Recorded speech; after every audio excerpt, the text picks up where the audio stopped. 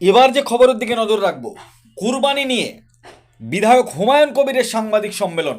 জানিয়ে রাখি আপনাদের, কুরবানির বিষয় নিয়ে বিধায়ক হুমায়ুন কবিরের সাংবাদিক সম্মেলন। বিধায়ক হুমায়ুন কবির তিনি শক্তিপুর থানার ওসি সাহেবের উদ্দেশ্যে তার দিকে নিশানা করে শক্তিপুর থানার ওসি সাহেবের উদ্দেশ্যে কি বললেন বিস্তারিত শোনাবো আপনাদের।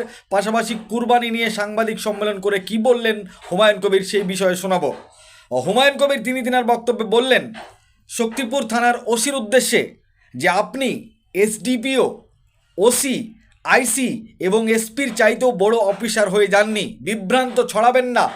সরাসরি তোপ দাগলেন শক্তিপুর থানার ওসি সাহেবকে। বিস্তারিত কি বলেছেন শোনাবো আপনাদের। এই ভিডিওটি যারা দেখছেন ভিডিওটি শেয়ার করবেন, চ্যানেলটি লাইক করবেন আর সাবস্ক্রাইব করবেন। আই লাভ মাই ইন্ডিয়া, মেরা ভারত মহান। বাহাদুরি বা বিশেষ তৎপরতা দেখা যাচ্ছে শক্তিপুর থানার ওসি অতনু দাসের। তিনি মুসলিম সমাজের ইমামদেরকে আজকে সন্ধ্যার আগে শক্তিপুর থানায় ডেকে শক্তিপুর, কাঠখালি, সোমপাড়া টুয়ের বিভিন্ন গ্রামে সিভিক ভলেন্টিয়ারদের পাঠিয়ে তিনি যে চমকাচ্ছেন, ধমকাচ্ছেন, আপনারা মুসলিম সমাজের মানুষ এইসব সিভিক ভলেন্টিয়ারের কথায় কোনো বিভ্রান্তি হবেন না। আর যেটা শক্তিপুরের ওসি বলছেন যে কুরবানি করলেই গ্রেপ্তার করা হবে, ওসিকে গ্রেপ্তার করতে দেন, তারপরে ওসি কি করে তাকে গ্রেপ্তার করে থানায় নিয়ে গিয়ে আটকায়, আর থানা থেকে কাকে গ্রেপ্তার করে শুধুমাত্র কুরবানির বিষয়ে কাউকে গ্রেপ্তার করে কি করে বহরমপুর কোর্টে পাঠায়, সেটা আমি হুমায়ুন কবির গ্রেপ্তার হওয়ার সঙ্গে সঙ্গে সমস্ত কাজ ফেলে এলাকার সমস্ত মুসলমানদের নিয়ে শক্তিপুর থানা অবস্থান করব, ঘিরে রাখব, তার ঊর্ধ্বতন অফিসাররা আসবে, তারপরে তার সুরাহা হবে, তারপরে তাকে ছাড়া হবে। এটা পরিষ্কার। শক্তিপুর থানার ওসি তার যে ঔদ্ধত্য আচরণ বা যে প্রত্যেকটা সমাজের ইমামদের দেখে যে হুমকি দিচ্ছেন, আপনার যদি এতই রাজ্য সরকারের হোম ডিপার্টমেন্টের বা চিফ সেক্রেটারির অর্ডার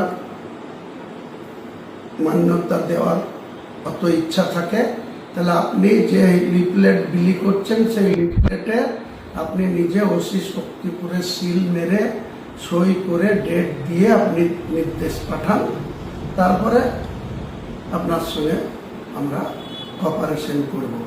আপনি কোথাকার লিফলেট 1950 সালের আইনে কি আছে সেই লিফলেট লোকের কাছে দিয়ে হুমকি দেবেন, অতটা এখনো মুসলিম সমাজ কোনো মতেই আপনার এই হুমকির কাছে মাথা নত করবেন। আপনি এসডিপিও বেলডাঙ্গার থেকেও বড় অফিসার হয়ে যাননি, এসপি সাহেবের থেকেও বড় অফিসার হয়ে যাননি, আইসি বেলডাঙ্গার থেকেও বড় অফিসার হয়ে যাননি, ওসি নওদার থেকেও বিরাট বড় বাহাদুর অফিসার হয়ে যাননি, যে আপনি এরকম বিভ্রান্ত করছেন। আমাদের ধৈর্যের বেশি পরীক্ষা নেবেন না। ধৈর্য ত্রুটি যখন ঘটবে তখন আমরা কোনো কিছু পরোয়া করব না। আপনার কত ক্ষমতা সেটা শেষ দিকে তারপরে ছাড়ব।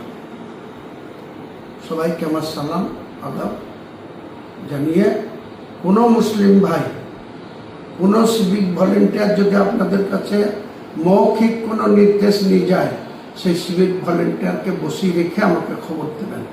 দেখব সিভিক ভলেন্টিয়াররা কী করে এই রাজ্য সরকারের এই নির্দেশ নিয়ে এত মানুষকে ভীতি সন্তুষ্ট করা বা তাদের ইচ্ছা মতো এইসব কথা বলা, একটি একটা কোথা থেকে পেয়েছে আমি হুমায়ুন কবির তাদের সাথে মোকাবেলা করব।